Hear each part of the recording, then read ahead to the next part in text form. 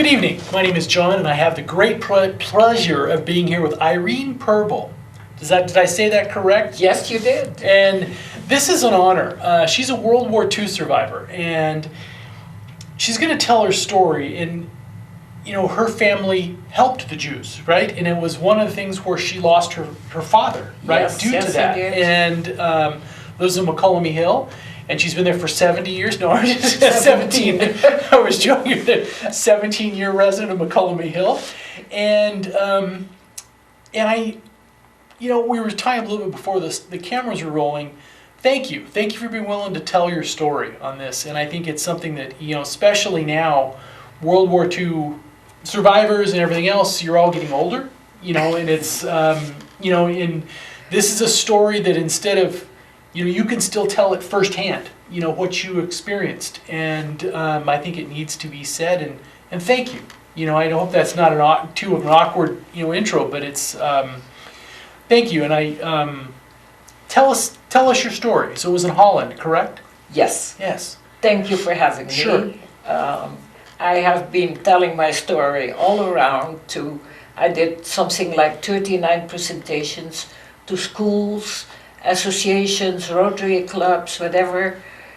But then the COVID-19 decided different. So Yes. I am very pleased to be here and to have the possibility to tell my Thank you. story again. I was born in the Netherlands in 1933, a lot of time ago. Don't calculate my age. You don't look a day over 20, so yeah. I had a very sheltered, nice life, like all the kids in Holland. Ice skating in the canal, on the Sure. canals in the winter, bicycling in the summer with my parents, my little sister, until 1940, when the Nazis invaded the Netherlands. And all of a sudden, everything changed in our life. Yes. People ask me, why did the Netherlands army not defend you? Well, we were supposed to be neutral, Right. even so we were invaded. And you have no idea about the enormous war apparatus of the Nazis. Yeah. They had the biggest cannons, they had the biggest everywhere, everything. And within 4 days, Yeah, whole it Europe was was done. bulldozed. Yeah, it was done. So we Yeah. had no defense, No, there was absolutely not. They immediately installed a German governor, Arthur Seyss-Inquart. He was a hardcore Nazi who later was sentenced to death in Nuremberg. But he became the governor of the Netherlands. So all our political parties, everything was gone. Yes. Within a couple of hours, freedom of speech, freedom of press, everything was gone.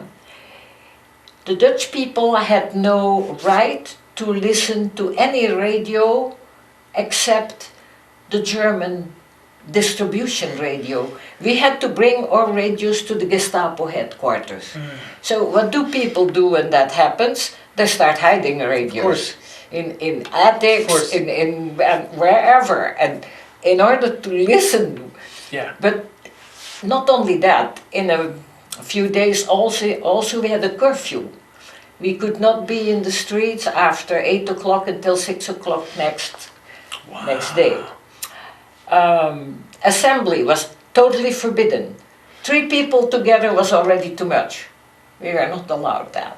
So it's no church attendance or anything like that? Now you know what, they did it very slowly and very carefully in such a way that the people thought it will go back to normal. Right. But it didn't go back to normal, Yeah. because everything that was taken away stayed away.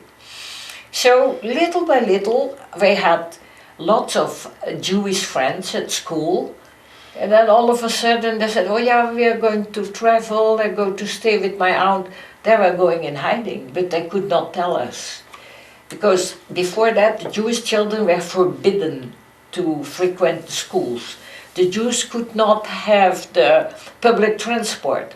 They could have no business of their own. They were forbidden to use telephone, forbidden to go into non-Jewish households, and all kinds of things like that. So from the get-go, my father, my grandfather and my uncles all went in the resistance. So, and my father was so outraged with what's happening, Yes. he started hiding Jewish people in our house.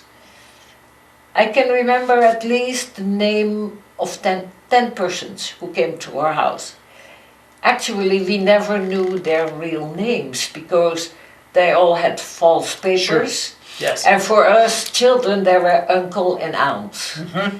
But we were involved very, very early, even as children, because my parents insisted, don't talk to anybody about this. Yes. It is a mortal danger. If the Germans discover, they will take us away, and then little by little they started. We were living in a part of Amsterdam where most of the neighbors were Jewish. Now there was a large Jewish population because there was a merchant and banking sector. Yes, I mean, yes. It was one of the largest. Sephardic Jews, everybody Yes. found refuge in the Netherlands. Yes. So we had all the people who were in the diamond trades Yes, and all that. correct, yeah. Were very famous in Amsterdam. So little by little they started going. They asked the Dutch people, if you are good patriots, let us know if you see anybody who helps a Jew, because they have to be punished. They had that whole, how would I say, an organization to make Europe free of Jews Right. as fast as possible. Yes. They had a whole an industrial killing program, actually. Of course, in the beginning we didn't know. Right. They told the Jews, okay, we will give you jobs. They installed Jewish council, and they had some prominent Jewish bankers and people like that, that just let us know the skills of you people, let us know where they live, and we will find work for them. We will need them. So those poor guys were just giving the Germans a whole database where they could find the Jews. And then they started going into the houses, and that happened very often. Usually early in the morning, they closed the street on both sides, and they went from house into house. They came into our house several times without finding the people. My father had made a hiding place. One of the most scary things I remember in my life, one morning I woke up and my father was standing next to my bed with what seemed a giant German soldier, armed with everything you can imagine, and with hand grenades in his boot, and it was just at my eyesight. That was the most horrible thing I'd seen. That time they didn't find the people. Also, in order to have food, we needed food stamps and coupons for everybody. But since those Jewish people were non-existent, my father started working at the distribution of food stamps. And with the help of more people from the underground, they falsified food stamps in order to have food for the people. Yes, yes. Well, the food was very, very scarce, more and more. But then more and more people were taken away, and they said, oh no, we are going to send them to work camps, they're going to work for us, the children are going to a better region where they will have schools and all that. It was not true. They were put in those cattle wagons and taken to Germany. But at that time we had no idea. Only little by little people started to know it because we had the hidden radio. And from England, or Queen at that time was in England, and every day my grandfather was listening to the news, And for the people, his friends who had no radio, he made little notes. And then he said, I cannot go over street because the Germans also took away all the able Dutchmen to work in their factories. So my grandfather said, you kids, you're going to give a message.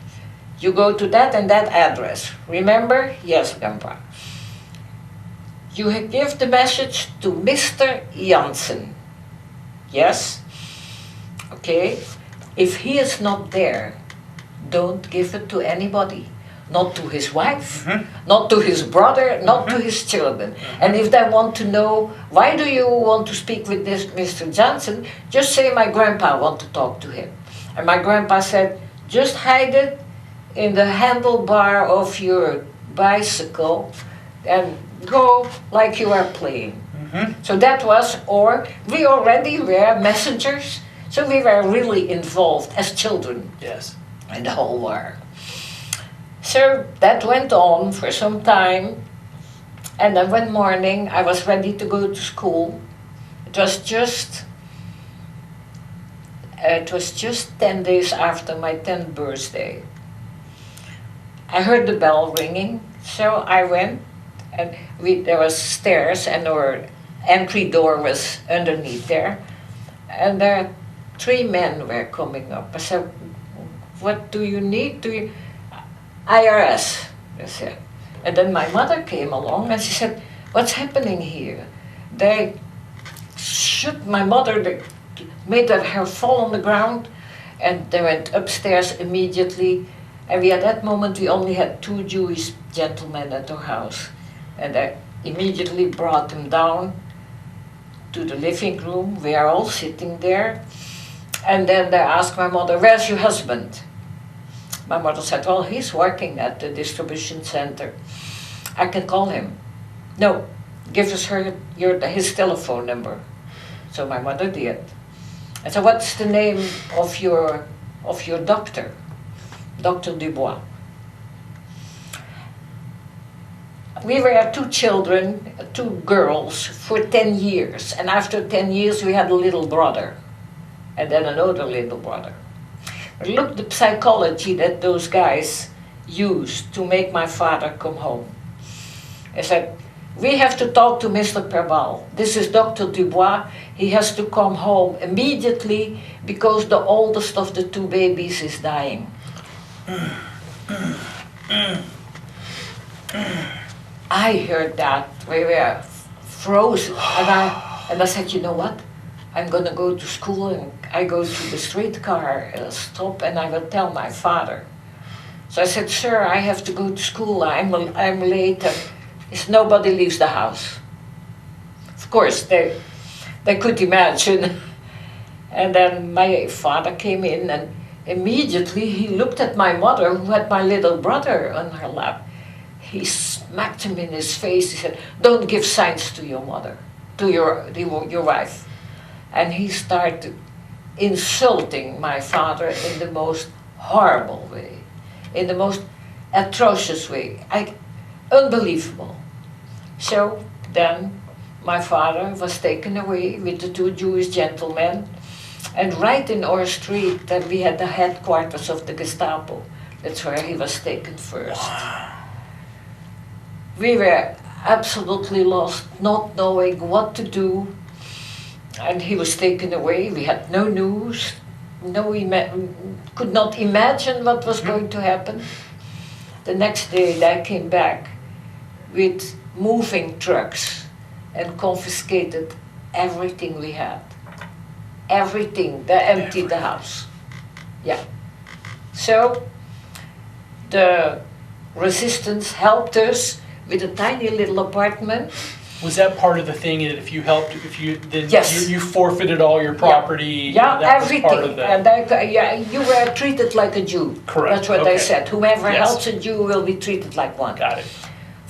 A miracle that I did not take my mother and her children. Right. Because the Jewish families, everybody was taken. Everybody was gone, yes.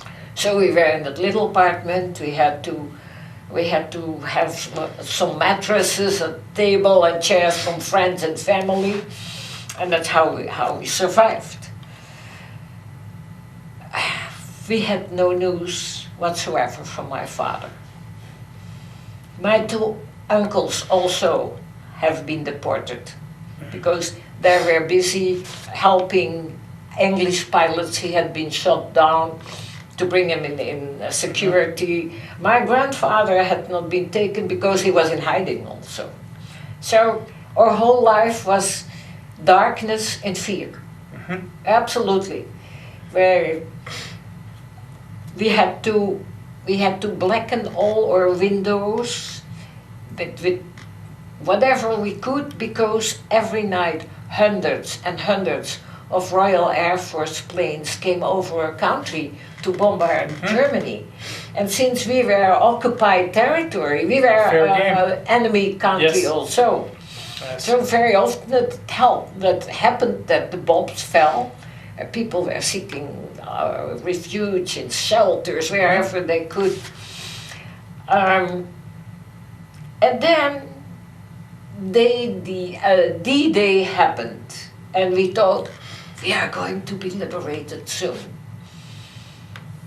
And France, after Normandy, Belgium, the south of the Netherlands, after the Battle of the Bulge, already were free. But the Germans there came northwards to Amsterdam. And we were living in Amsterdam, and they became meaner and meaner every day. In the end, we had no electricity, we had no water, only an hour a day. We had food, almost nothing. With all our coupons and tickets, we could go to a general kitchen where they give us per person 1 scoop of a watery mixture made with potato peels, cabbage trunks, and something you would not even feed to pigs today. It had no nutritious value, of course. The only thing, it was warm, but when you reach home it was already cold. We survived at that time with what we called wonder stoves, little stoves made in coffee cans with a chimney inside, and we could warm a pot. And then after that, we put it in a hay basket, and the warmth finished the cooking. That's why I became an enthusiastic solar cooker. And that I've been teaching that in Brazil and Africa and even here at home. But that was when I saw the Solar Cooker International. They had that system. I said, I know that. I can teach it. You can teach. So that happened. Yes. So just we were surviving. I don't know how. Yes. In an incredible way. All the schools were taken because the German soldiers needed it. So we had to go further and further away, and less regular and all that. In 1945, finally, Germany surrendered. Right. And we, in Amsterdam, everybody had flags, uniforms, everything came, had been hidden all those years and forbidden. And we all wanted to go to the Royal Palace, which was the icon of our own.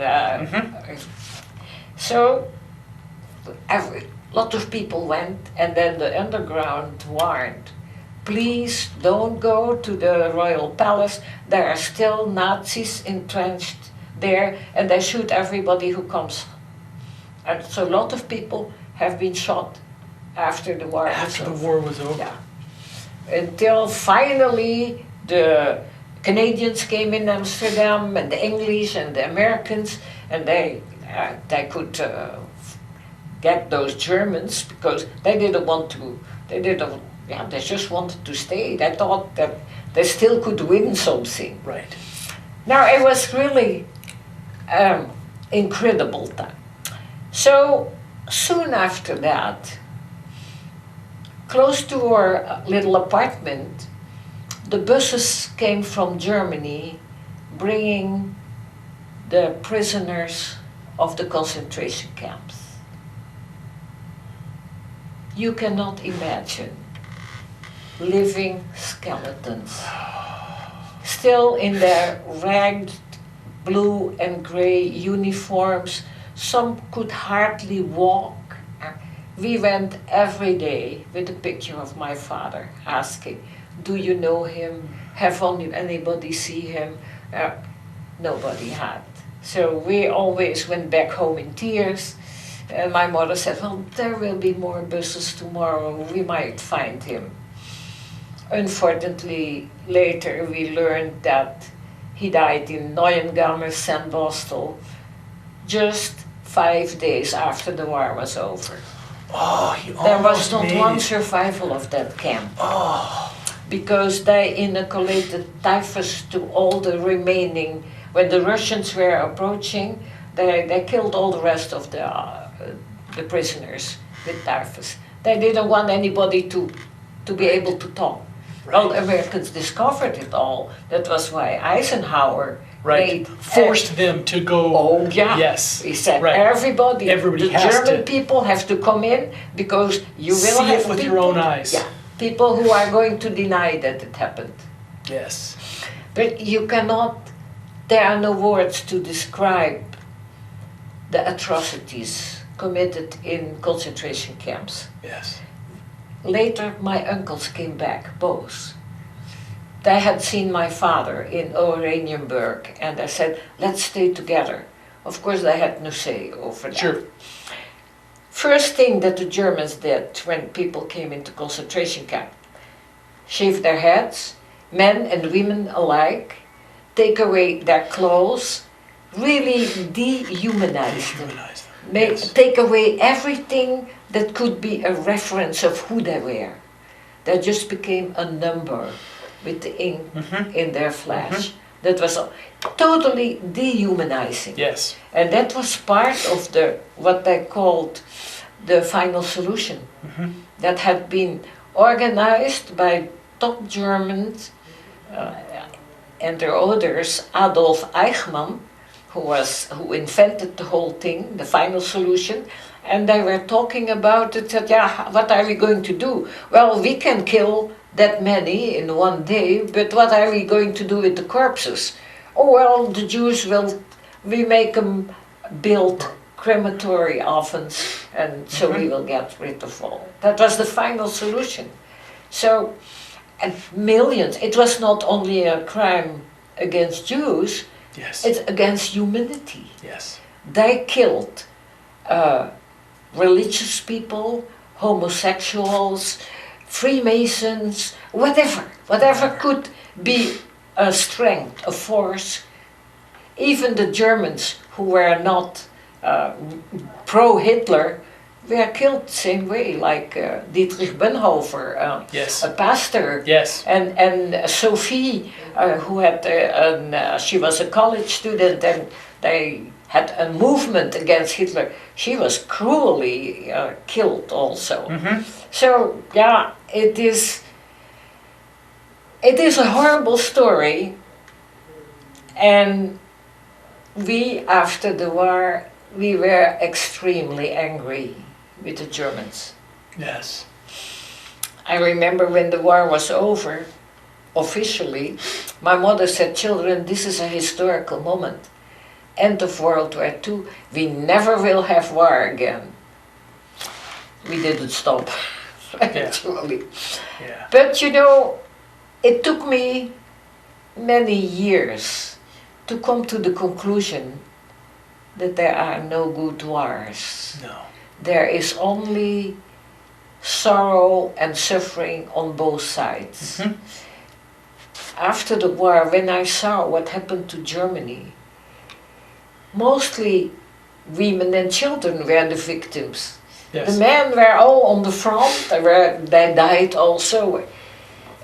There are no good wars. No. It is just another thing that was very, very emotional.